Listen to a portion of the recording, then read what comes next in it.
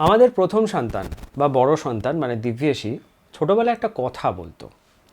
যখন অ্যারাউন্ড 5 বছর বয়স আর আমরা বিশেষ করে যখন তেতো জাতীয় কিছু খাবার খাওয়াতাম, তখন আমাদের বলতো, তোমরা এখন আমাকে জোর করে খাওয়াচ্ছ তো, আমি যখন বড় হয়ে যাব আর তোমরা বুড়ো হয়ে যাবে, তোমরা যখন রান্না করতে পারবে না, তখন আমিও এরকম রান্না করে তোমাদের জোর করে খাওয়াবো। এখন আর সেরকম কিছু বলে না, কিন্তু আমরা এখন এটাকে মনে করে হাসাহাসি করি, ওর সঙ্গেও হাসাহাসি করি। একটা বাচ্চার প্রথম যে খাদ্যাভ্যাসটা তৈরি হচ্ছে, প্রাথমিকভাবে ইনিশিয়ালি 1 বছর যে খাদ্যাভ্যাসটা তৈরি করছে, সেটা কিন্তু খুব গুরুত্বপূর্ণ একটা ব্যাপার। এই প্রথম 1 বছরে যখন ফুড ইন্ট্রোডাকশান হচ্ছে, তারপরে সে কী কী খাবার পাচ্ছে, কী কী খাবার খেতে শিখছে, কী কী খাবারের সঙ্গে পরিচিতি ঘটছে, সেটাই তার পরবর্তীকালে টডলার ফেজ, প্রিপিউবার্টি, পিউবার্টি এবং পরবর্তী জীবনকে প্রভাবিত করে। আর আমরা কি খাচ্ছি বা কি পুষ্টিকর খাবার খাচ্ছি এবং আমাদের খাদ্যাভ্যাসই কিন্তু ডিসাইড করে দেয় আমরা ভালো থাকবো কি থাকবো না।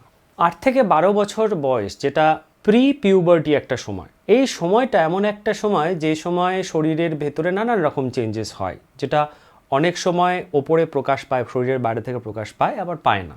শরীরের ভেতরে নানান রকম হরমোন অ্যাক্টিভ হওয়া শুরু হয়, মস্তিষ্ক ব্রেনের পার্টের নানান রকম চেঞ্জ হয়। এই চেঞ্জেসগুলো বলার অপেক্ষা রাখে না, এগুলো স্বাভাবিক এবং প্রয়োজনীয়। আমাদেরকে এই ওদের শরীরে হওয়া এই স্বাভাবিক এবং প্রয়োজনীয় চেঞ্জেসগুলোকে সাপোর্ট করতে গেলে যেটা মুখ্য করতে হয়, ওদের পুষ্টির পরিপূরণ ঘটাতে হয় বা পরিপূরণ করতে হয়। পুষ্টির যে চাহিদা সেটাকে পরিপূরণ করতে হয়, না হলে আর্লি বা ডিলেড পিউবার্টি, হাইট গেন, একটা জায়গায় স্ট্যাগ হয়ে যাওয়া বা স্তব্ধ হয়ে যাওয়া, মুড ইস্যুস চলে আসে, ইমিউনিটি প্রবলেম চলে আসে, এরকম নানান রকম সমস্যা চলে আসে। আর আজকাল আর্লি পিরিয়ড স্টার্ট হওয়া, এটা একটা বড় সমস্যা, যেটা আকছার দেখা যাচ্ছে এবং যেটার পেছনে লাইফস্টাইলটা ম্যাটার করে যাচ্ছে। সেই জন্য আমরা বাচ্চাদেরকে প্রথম থেকে কি শুরু করাচ্ছি বা করাচ্ছি না, সেটা একটা ম্যাটার। আর বাচ্চাদের পুষ্টির চাহিদা পরিপূরণ করতে গিয়ে প্রথম থেকে যদি শুরু না করে থাকি, তাহলে সেক্ষেত্রে হঠাৎ প্রিপিউবার্টি ফেজে এসে হঠাৎ করে যদি আমরা কিছু বিশেষ খাবার ওদেরকে খাওয়াতে শুরু করে দিই, সেটা কিন্তু ওদের মধ্যে একটা চাপ সৃষ্টি করতে পারে। সেই জন্য যে ক্ষেত্রে আমরা বুঝতে পারছি পুষ্টির প্রয়োজনীয়তা আছে, সেক্ষেত্রে ওদের ওপর মানসিক চাপ সৃষ্টি না করে পরিস্থিতি দেখে আস্তে আস্তে আমরা সেই ফুডগুলোকে ইন্ট্রোডাকশান করাতে পারি, নানান রকমভাবে ইন্ট্রোডিউস করাতে পারি। সেই জন্য আজকে আমরা ভিডিওতে আলোচনা করব প্রি পিউবার্টি ফেজে কোন কোন পুষ্টির গুরুত্ব আছে এবং সেগুলো কোন কোন উৎস থেকে আমরা বাচ্চাদেরকে দিতে পারবো। প্রথম যে প্রকার পুষ্টিটা এই সময় প্রয়োজন সেটা হচ্ছে প্রোটিন, যেটাকে বডি বিল্ডিং ফুড এবং অ্যান্টি বডি বিল্ডিং ফুডও বলা হয়ে থাকে। বডি বিল্ডিং ফুড মানে এটা শরীর গড়তে কাজে লাগে, আর অ্যান্টিবডি যেটা রোগ প্রতিরোধ ক্ষমতার একটা বিশেষ পার্ট, সেটার প্রোডাকশন বা সেটা তৈরিতে প্রোটিনের মুখ্য একটা ভূমিকা আছে।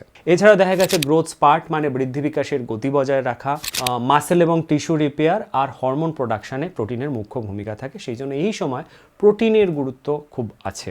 কোথায় পাওয়া যায় প্রোটিন?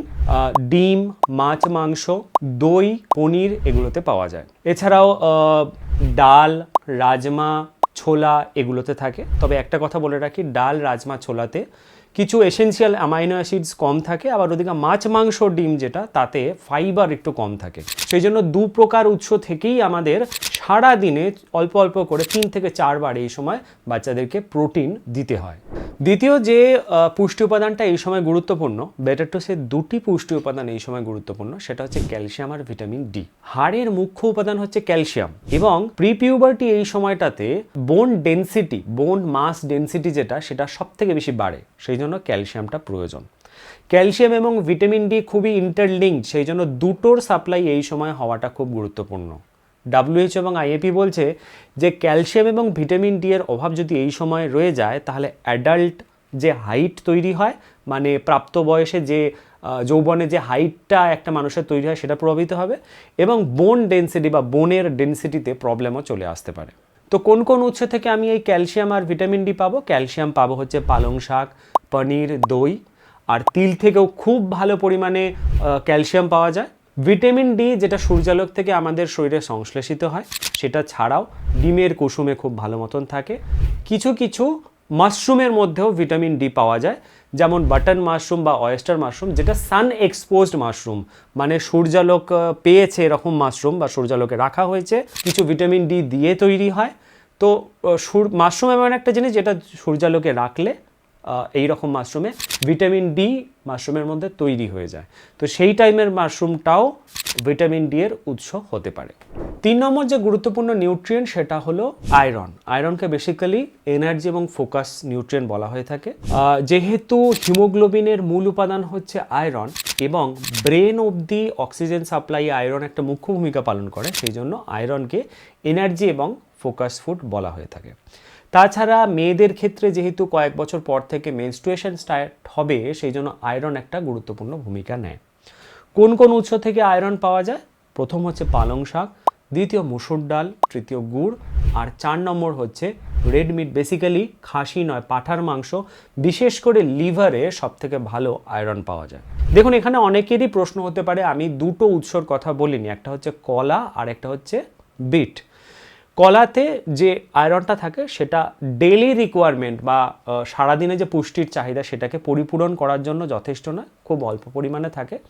এবং বিট জাতীয় যে সবজিতে আয়রন থাকে সেখানে বেসিক্যালি হেমি আয়রনটা থাকে না, যার জন্য আমাদের শরীরে যেটা শোষিত হয় সেটা থাকে না বলে আমি এই দুটোর নাম উল্লেখ করলাম না। তবে যে উৎস থেকেই আয়রন আপনি বাচ্চার শরীরে দিয়ে থাকুন না কেন, একটা কথা মাথায় রাখবেন, বাচ্চার শরীরে যদি ভিটামিন সি এর সাপ্লাই না থাকে, কারণ ভিটামিন সি আমাদের শরীরে থাকে না, আমাদের রেগুলার দিতে হয়, সাপ্লাই যদি না থাকে তাহলে আয়রনটা কিন্তু শরীরে অ্যাবজর্ব হয় না, শোষিত হয় না।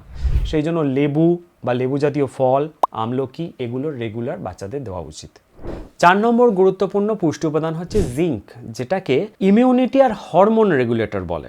জিঙ্ক এমন একটা পুষ্টি উপাদান যেটা এই প্রি পিউবার্টি হরমোন বা পরবর্তীকালে পিউবার্টি হরমোন যেটা, সেটাকেও অ্যাক্টিভ করায় বা অ্যাক্টিভেট করায়। এছাড়াও জিঙ্কের ভূমিকা দেখা গেছে ক্ষত নিরাময় বা হিলিংয়ে একটা ভূমিকা আছে, ইমিউনিটিতে একটা ভূমিকা আছে। সেই জন্য এই সময় জিঙ্কের পর্যাপ্ত সাপ্লাই করাটা বা পর্যাপ্ত যতটা প্রয়োজন সেটা পরিপূরণ করাটা খুব গুরুত্বপূর্ণ।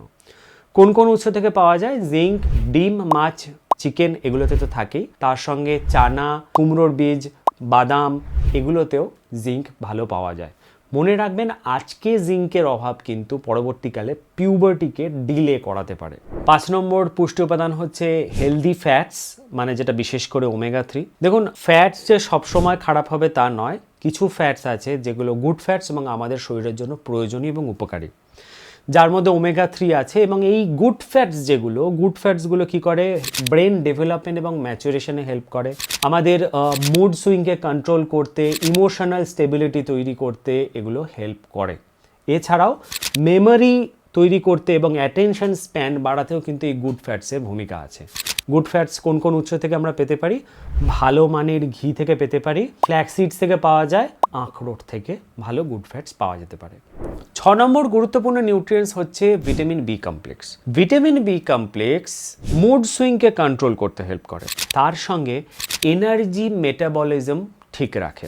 এছাড়াও দেখা যায় ভিটামিন বি কমপ্লেক্স লার্নিংকে সাপোর্ট করে, অর্থাৎ বাচ্চারা যে শিখছে, পড়াশোনা করছে, এটাকেও ভিটামিন বি কমপ্লেক্স সাপোর্ট করে। ভিটামিন বি কমপ্লেক্স কোথায় কোথায় পাওয়া যায়? কলাতে পাওয়া যায়। হোল গ্রেন যেমন গম বা আটা, ওটস আছে, যেমন ব্রাউন রাইস আছে, এগুলোতে কিন্তু ভিটামিন বি কমপ্লেক্স থাকে। তাছাড়াও আপনি নাটস বা বাদামের মধ্যে ভিটামিন বি কমপ্লেক্স পাবেন। 7 নম্বর এবং শেষ মুখ্য যে নিউট্রিয়েন্টটা এই সময় প্রি পিউবার্টি ফেজে দরকার, সেটা হচ্ছে ফাইবার। ফাইবার আসলে হরমোন মেটাবলিজমে একটা মুখ্য ভূমিকা পালন করে। তাছাড়াও গাটকে ভালো রাখে, গাট মানে অন্ত্র ভালো রাখলে বা ভালো থাকলে ইমিউনিটি ইমপ্রুভ করে এবং ব্রেন ফাংশনও ঠিকঠাক হয়।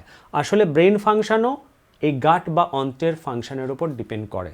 যখন অন্ত্র বা গাট ঠিকঠাকভাবে ফাংশন করে তখন ব্রেনের সঙ্গে কোঅর্ডিনেশনটাও ঠিকঠাক থাকে, গাট আর ব্রেনের যে অ্যাক্সেস সেটা ঠিকঠাকভাবে কাজ করে।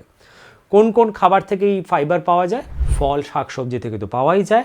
তাছাড়া হোল গ্রেনস যেরকম বললাম, আটা, ওটস, ব্রাউন রাইস, এগুলো থেকে ভালো পাওয়া যায়। এছাড়াও দই থেকেও ফাইবার কিছুটা পাওয়া যায়। তাহলে প্রি পিউবার্টি ফেজে থাকা বাচ্চাদের ক্ষেত্রে আমরা বাবা মা হিসেবে চেষ্টা করব এই যে 7 রকমের নিউট্রিয়েন্ট সেগুলো যেন কনফার্ম করা হয়। তাহলে ওদের যে পুষ্টির প্রয়োজনীয়তা বা পুষ্টির যে চাহিদাটা থাকবে সেটাকে আমরা পরিপূরণ করতে পারবো এবং ওদের শরীরের যে নর্মাল এবং স্বাভাবিক ডেভেলপমেন্ট সেটাকে আমরা সাপোর্ট করতে পারবো।